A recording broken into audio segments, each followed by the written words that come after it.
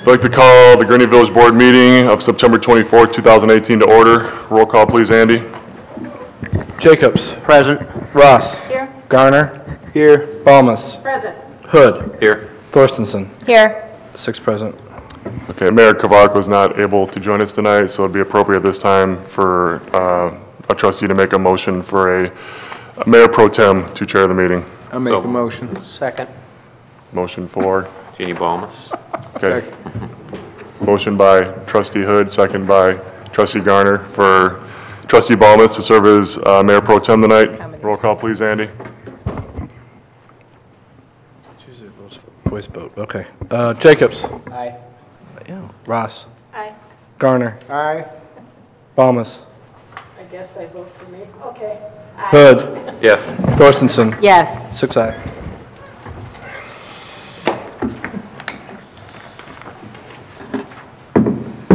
Okay, if you would all join me in the Pledge of Allegiance, please.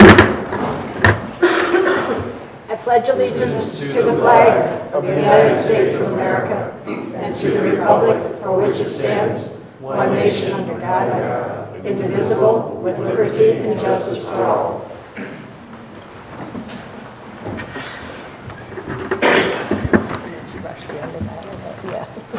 Okay. First thing on the agenda is public comment. So if there's anyone that would like to address the board, you can take this opportunity. It's not something that we're going to cover on the regular agenda. If not, you'll have an opportunity again at the end of the meeting. Moving forward, we have approval of the consent agenda as presented. So moved. Second. Motion for Trustee Ross, second by Trustee Garner. All in favor say aye. Aye. No. Roll call. Oh, roll call. I'm sorry. That's a roll call one. Sorry. Jacobs. Aye. Ross. Aye. Garner. Aye. Balmas. Aye.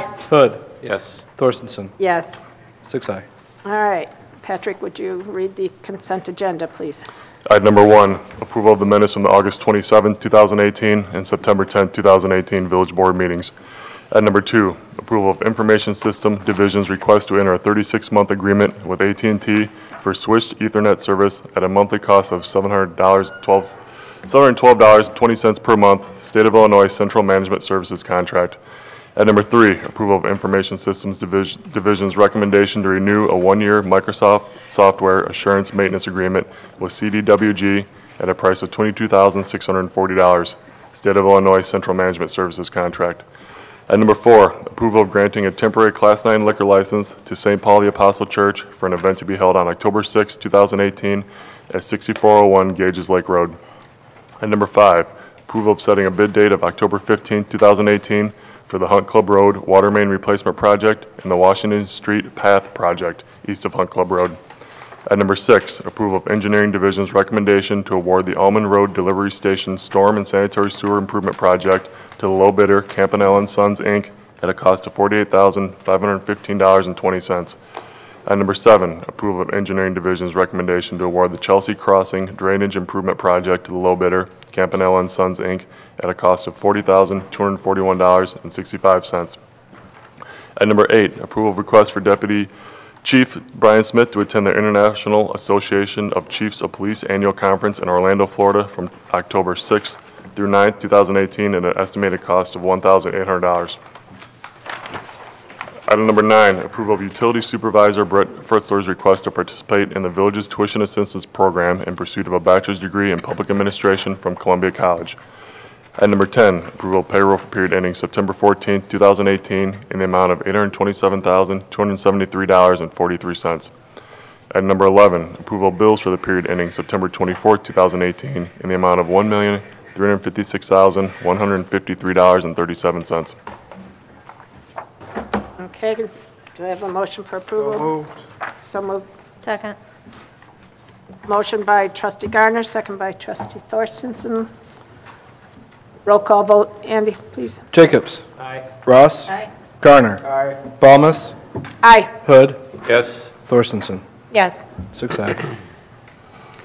All right, moving on to petitions and communications. The first on the list is recognition of civil engineer Nick Leach's achievement of obtaining a professional engineer license.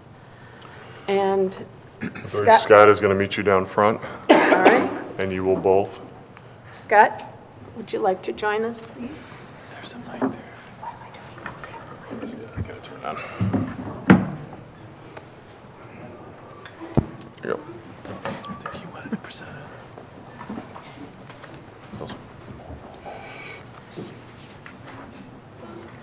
Jack, take a picture. I'm going to put this in your hand. Okay, so Acting Mayor and Board of Trustees, I would like to take this opportunity to recognize Civil Engineer Nicholas Leach for his achievement of professional engineering license in the state of Illinois. As outlined in the memo that I wrote up to the village board, the achievement of this license is not something that's easily accomplished. You do need to go to an ABET approved college. You have to take an 8-hour exam. You have to get an intern license from the state of Illinois. You have to work for 4 years of on-the-job experience, and then you have to sit for another exam for a total of 6 hours on the second exam, I believe, or another 8. So like 16 hours of exams, 4 years of college, 4 years of work. So this is quite an investment. So on September 11th of this year, Nick was awarded his license. So we are presenting this plaque, Mr. Leach, the Certificate of Achievement awarded to you for obtaining the status of LPE 062-0708-23. So, and congratulations, Nick. Job well done.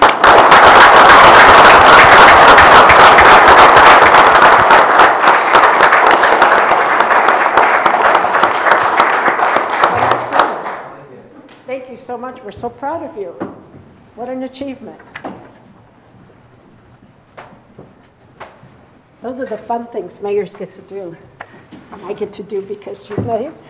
Yeah, as Scott said, it's a substantial achievement, so Nick's done a good job in the back under Scott's leadership, and we're proud of him and look forward to his continued success back there, so well done.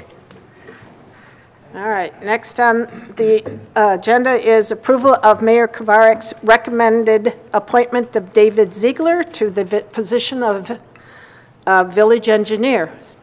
Sure. So with Scott moving on to bigger and better things, without a village engineer, municipal code requires one.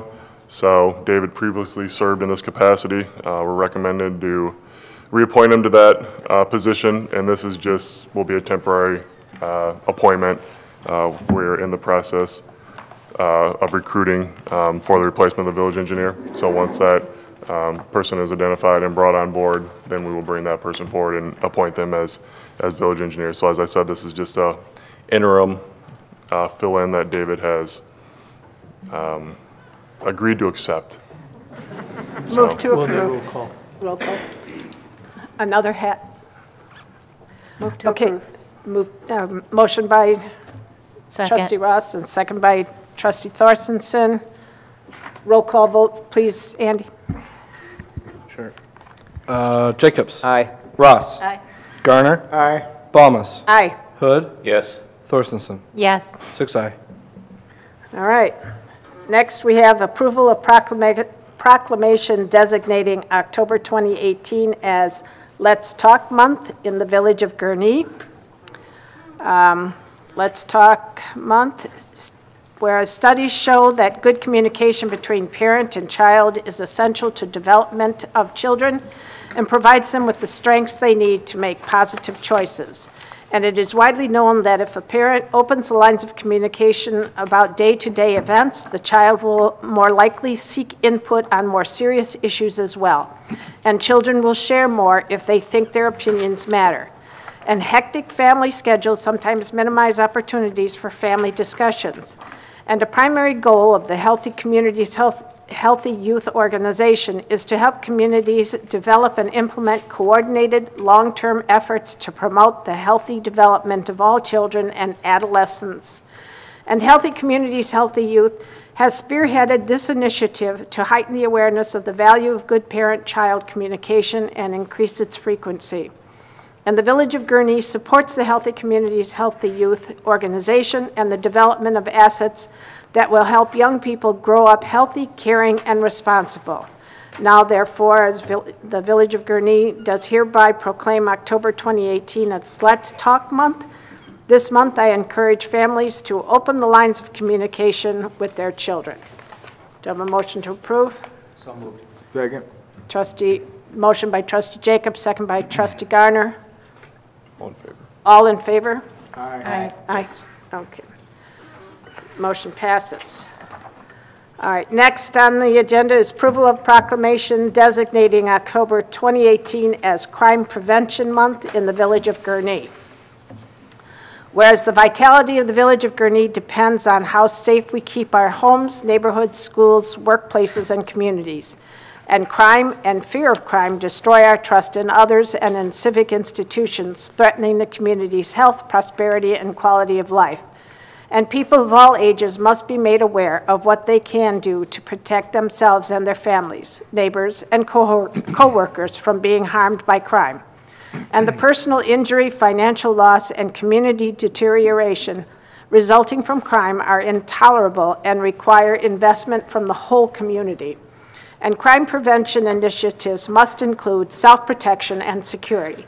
But they must go beyond these to promote collaborative efforts to make neighborhoods safer from all ages and to develop positive opportunities for young people. And adults must invest time, resources, and policy support in effective prevention and intervention strategies for youth. And effective crime prevention programs succeed because of partnerships with the entire community as they help to nurture communal responsibility and instill pride.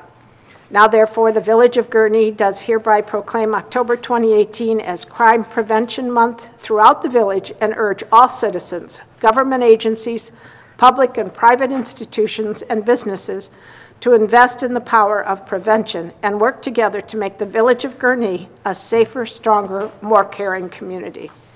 Do I have a motion to approve? So moved. Motion by Trustee Ross, second by Trustee Jacobs. All in favor, say aye. Aye. Motion carries. And number 6 on the list is a reminder that the 2018 Trick or Treat hours, October 27th, from 2 p.m. to 5 p.m. So Yes. be aware. It's approved by It's the a board. Saturday. Back in January. Jack's been pushing it out over social media, so the word is out. It's not on Halloween. It's on Saturday. Yes. Okay, I'll move on. Reports. We have a presentation by Finance Director Brian Gosnell for the fiscal year 2018-2019 first quarter financial performance.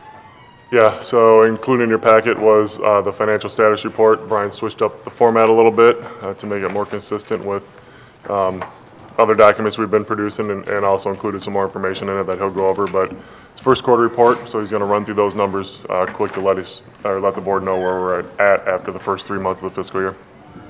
Hi, thank you, Pat. With only 3 months of actual data, it's kind of difficult to see some trends, but there is a couple things, some significant revenue variances that I wanted to point out in particular.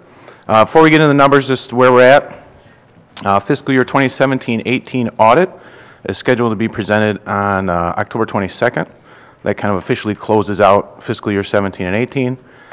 This is the first quarterly report for fiscal year 19, and then in fairly short order here, we'll start the long-term plans for fiscal year 20. So that'll be the next thing. Those typically are presented in December.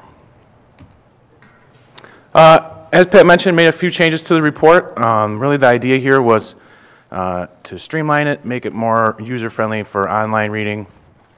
A couple things we did here. Added an intro section with links to kind of explain the layout of the report. Moved the operating statement section to the front. Added individual fund statements within the report. Added a cash flow analysis to the cash and investment section so we could see total cash and investments on a rolling 2-year average. Made the general and the water and sewer fund individual sections. Previously they were combined in one. In the general fund, added a department breakdown and then a better summary of major revenues. What that did was allow us to eliminate the detail for each major revenue. That got kind of overwhelming, I think, in the previous format. Water and sewer section, we added water usage trends, also with some precipitation data. And then, as I mentioned, fund summaries for each individual fund and pension investment reports in there as well. We did eliminate the 2 economic reports. I think they're relevant, but I think it's easy enough to mention in the narrative rather than including the report every time, and kept us under 50 pages. Cash and investments finished the first quarter at $30.7 million. 76% of that is the general fund, 15% water and sewer. 39% of all cash on hand is in checking money market accounts, primarily the First Midwest. 34% in short-term fixed income investments, that's with Schwab. 27% in money market accounts with Illinois funds. And then versus the 91-day T-bill of 1.943%, the village's portfolio is earning a weighted average of 1.698. You'll see the gap there, and we talked about in a rising interest rate environment, that's not uncommon to lag a little bit on this end. On the other end, obviously, it'll be reverse. Major general fund revenues finished the quarter 3.9% behind the seasonally adjusted budget, 4.9% ahead of last year. Obviously, sales tax is the biggest one we look at here. That was pretty much flat compared to budget, but behind last year. The good news is August and September are both positive, so we definitely see some improvement in those months. So, use tax continues to outperform. Again, here we have online retailers beginning to voluntarily pay the tax. Actually, not so much voluntarily anymore, but they're beginning to pay the tax at least. 2 of the biggest variants that I talked about earlier that I wanted to point out was amusement tax and hotel tax. Here we see the impact of Great Wolf opening a little bit into the fiscal year and also not remitting any taxes until the month of August. So we don't see any taxes remitted from Great Wolf in the first quarter here. So that caused some variance, particularly in amusement and hotel tax. Telecom taxes were down more than usual. We've been seeing this over the last few years, last 5-6 years.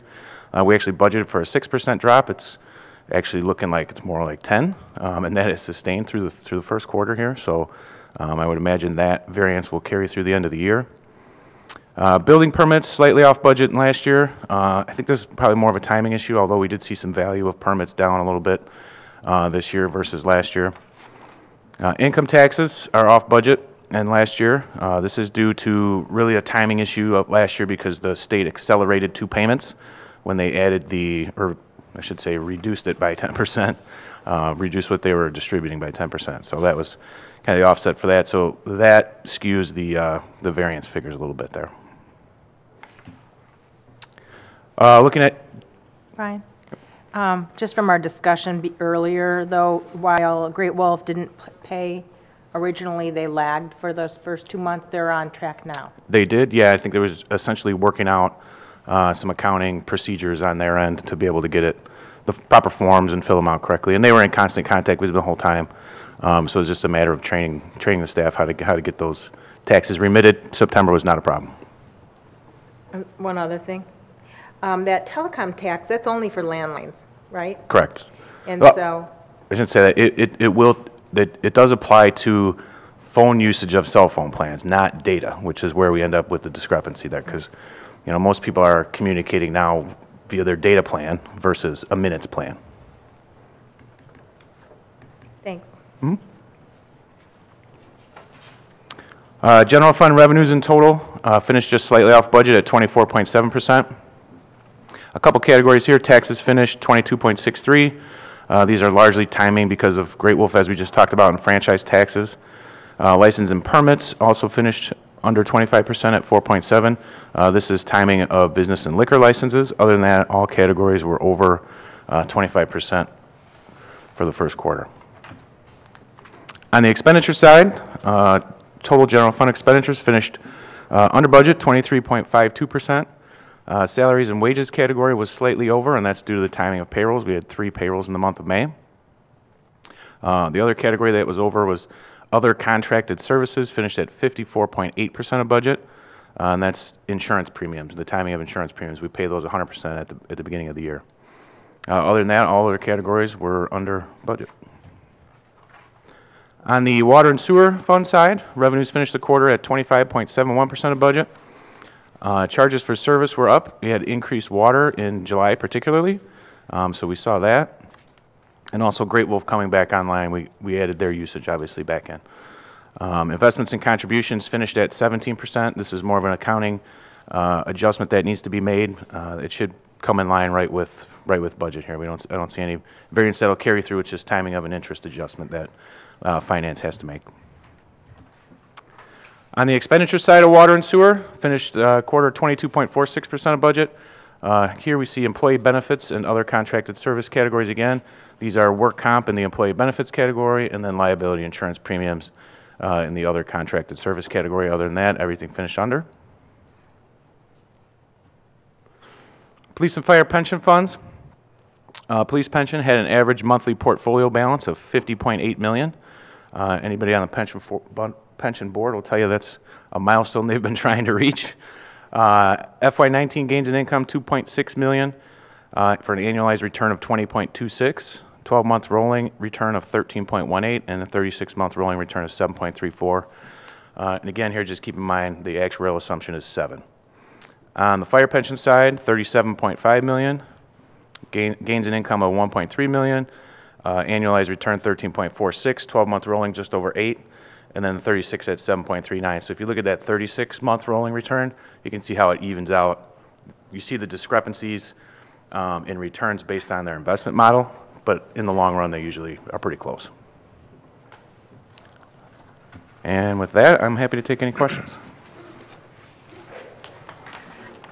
Do we have any questions from any of the trustees? Okay. Thank you very much, Brian. All right, thank you. We appreciate it. All right, any old business? No, not tonight. All right, moving on to new business. First on the agenda is approval of ordinance 2018-69, 69. authorizing acceptance of a staffing for adequate fire and emergency response, the SAFER grant. Sure. So Chief Kavanaugh continues his successful streak of applying for grants and receiving them. September 7th, we received word that from the Department of Homeland Security that we were the recipient of a SAFER grant in the total amount of just over $2 million to hire 6 firefighter paramedics. The way the grant is structured is the grant covers 75% of salary and benefits the first year, 75% the second year, 35% the third year, and then after that, we're 100% on our own. So the 25, 25, and 65 we cover in those first 3 years. The plan for additional staffing has been something we've been working on.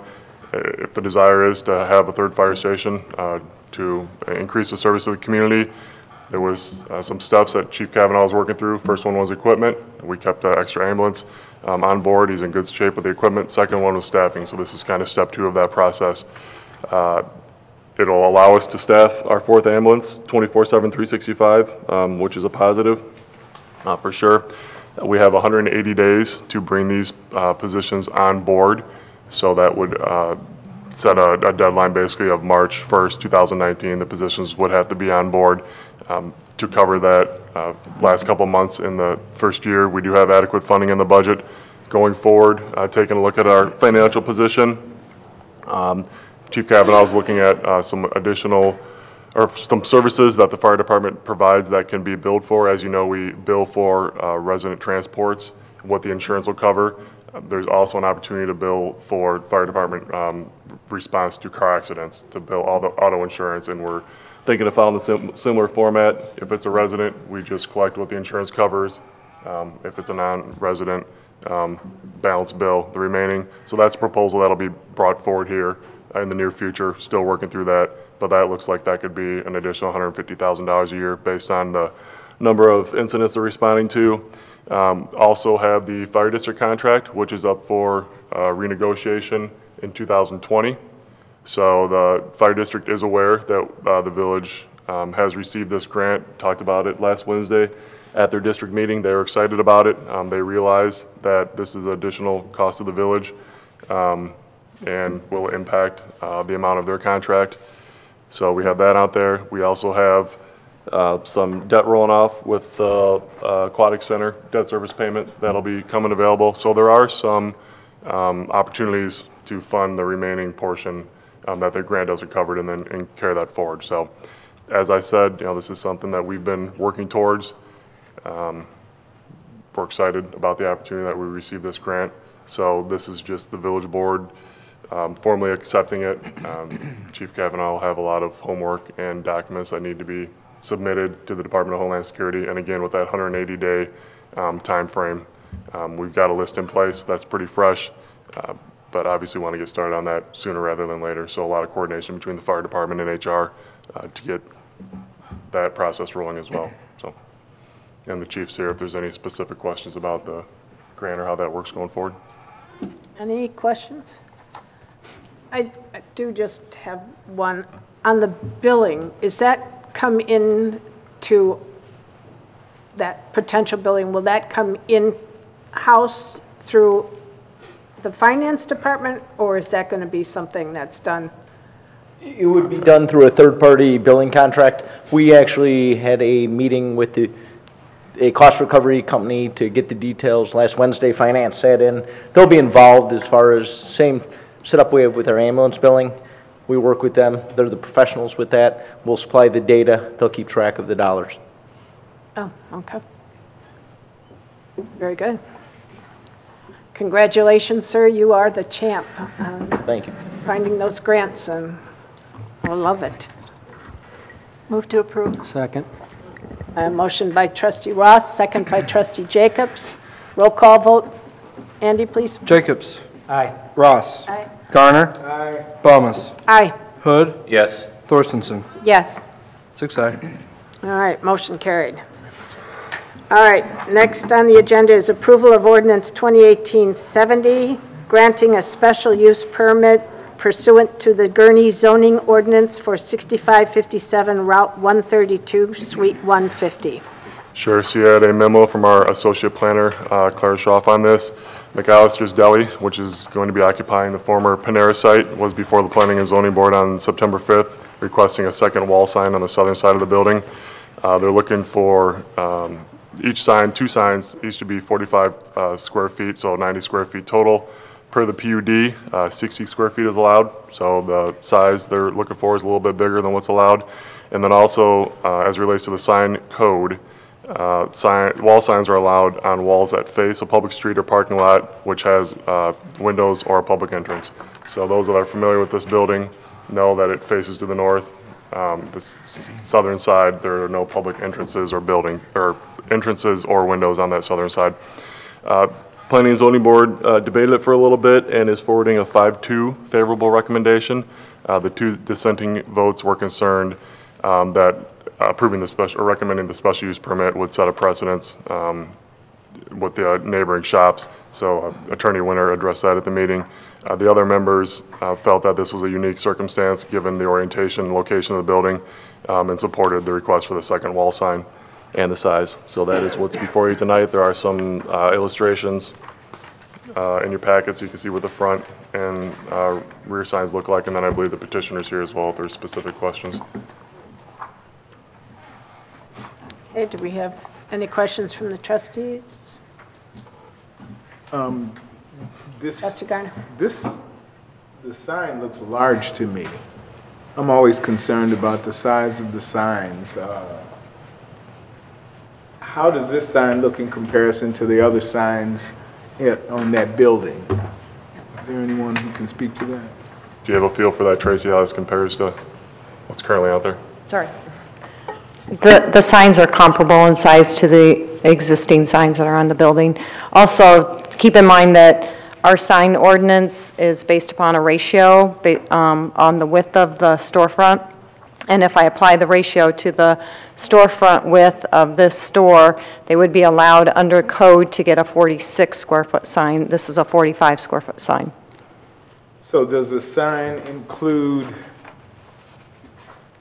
is the sign considered the lettering or the whole outer part? The lettering. Just the lettering. We had this discussion when we went through the sign ordinance update. So we went through that whole discussion about whether to include kind of the background, like if you think about the Best Buy building, they have the blue background. This was the way that we determined that signs would be calculated. So you're telling me that this won't be overbearing in comparison to the stores that are adjacent? I'm telling you, it's consistent with the size of the other signs in that shopping center. The sign or the whole outer part? The sign itself. But the outer part is not consistent. Is that what I'm hearing? I haven't done the calculation on that background color. I mean, my concern is that it won't look like an eyesore. Yeah, I think the major issue at the public hearing was, I mean, basically, it is the aggregate of both signs. Typically, they would not have a sign at the rear of the building, but you may recall, most of the entry is south of this building at this exposure. It comes off Hunt Club Road, and so that's why they made this request. So that's where they went over the limit, is it's very unusual that you would have such a prominent face at the rear of the building, but this building happened to be built that way. Well, the rear doesn't bother me. I'm more concerned with the front of the building. And and I think there's some confusion too. To me, that looks huge in comparison to the size of the building. The wording itself is fine, but this beige part with the green stripe at the bottom, it's almost bigger than the building. Right. And my concern is that the store adjacent to it is just going to be overbearing. In fact, it is. And all I can say is that we discussed how to calculate sign area during the sign ordinance update, and we did not include the background if they paint behind it as part of the sign area. So in terms of this specific request, all I can do is apply the sign ordinance to it, and the sign on the front of the building would be just the lettering, and it conforms to the sign code. Okay. If that's something that you want us to take a look at changing, we can certainly do that, but at this point, that's how the sign area is calculated. Okay, any other questions? No. Trustee Hood? Yeah, I guess from what Trustee Garner had indicated, I think the sign looks appropriate to me, and I like to follow what the Plan Commission does. I understand two of the members were kind of brought these same questions up, and I think 5 weighed it accurately. So I like to follow whenever we can, and also be able to welcome a new business into town. And it seems like a small bend, if at all, to welcome McAllister's into town. So I'd be in favor of the sign as it stands. Is that a motion? Sure. All right, I have a motion from Trustee Hood and a second from Trustee Jacobs. Roll call vote, please, Andy. Jacobs. Aye. Ross. Aye. Garner. Nay. Balmas. Aye. Hood. Yes. Thorstensen. Yes. 5 aye, 1 nay. Okay, motion carries. Moving on to approval of ordinance 2018-71, authorizing execution of an amendment to modify sewage service area boundary with the County of Lake. Sure. So we talked about this a couple of years ago, actually. St. Saba, down on Route 21 in unincorporated Lake County, was looking for sewer service. We had previously provided water service, but never extended the sewer service. Village Board voted on this April 4, 2016, to enter into agreement with them to provide that sewer service. As part of that, the sewer service boundary agreement with the county needs to be amended, so that's what this says. We've worked with the county. They've come up with the agreement. So basically, this is just changing the boundaries to include St. Saba. They're fine with us providing the sewer service. There's an upcharge for them not being in the village. So this is just the final cross the Ts and dot the Is. Any questions? Do you have a motion? Second. Motion by Trustee Jacobs, second by Trustee Garner. Roll call vote, please, Andy. Jacobs. Aye. Ross. Aye. Garner. Aye. Balmas. Aye. Hood. Yes. Thorstensen. Yes. 6 aye. All right, motion carried. Approval of ordinance 2018-72, authorizing execution of a professional services agreement with Infraland Consulting LLC for professional services for the Waveland Avenue water main replacement. Sure, you had a memo from Nick Leach, PE, on this matter.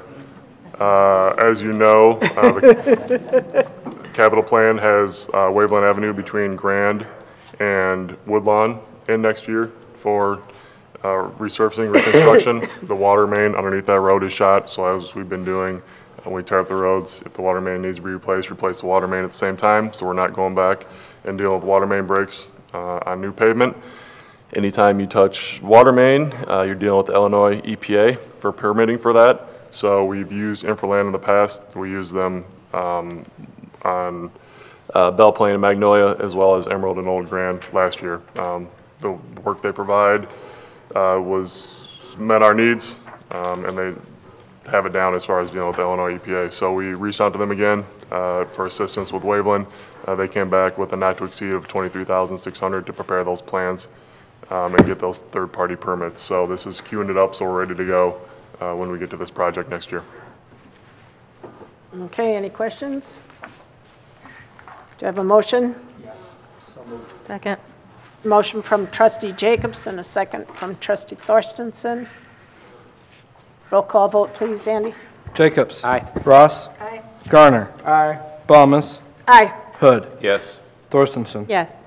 6, aye. All right, motion carried. Next is approval of ordinance 2018-73, authorizing a change order to the professional service agreement between the Village of Gurnee and Strand Associates related to design engineering services for the Knowles Road Water Tower in an amount not to exceed $40,000.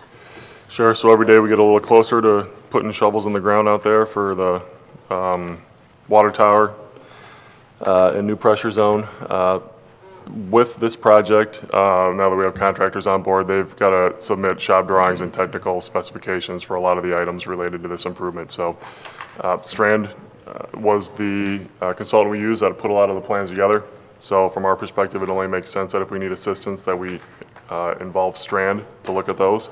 So we reached out to them as far as providing this assistance, so they came back at a not to exceed of $40,000. We don't think we'll need all those hours, and we'll use the entire $40,000. But again, this is a huge investment that we're making. We want to make sure that it's done right the first time around so we don't have issues down the road. So we feel spending a little extra up front and having that second set of eyes on there and that expertise is well worth it. There's funding included in the budget to cover it. Okay, any questions? Move to approve. Second. Motion by trustee Ross, second by trustee Jacobs. Roll call vote, please, Andy. Jacobs. Aye. Ross. Aye. Garner. Aye. Balmas. Aye. Hood. Yes. Thorstensen. Yes. 6, aye. Motion carries. Next is approval of the police department request to waive bidding requirements and award a one-year maintenance contract for police radio equipment to Motorola Solutions at a total cost of $24,453.96. Yeah, this is something that we see every year that comes before the village board. So we've been working with Motorola since the 1980s. A lot of our equipment is through Motorola. They've provided maintenance on the equipment. Always been happy with the service that they provide. Each year we take a look to see if any additional equipment needs to be added to the contract. If it does, we add that on. So the contract expired September 1st, is up for renewal. It was about $950 increase from last year based on the equipment and its age. So the older it gets, you're going to pay a little bit more for maintenance on the equipment. But again, been happy with the service and response, and the police department does have the appropriate funding in their budget to cover this, as it was a known expense coming forward. Okay, any questions? So move. Motion by trustee Garner, second by trustee Jacobs. Roll call vote, Andy, please. Jacobs. Aye.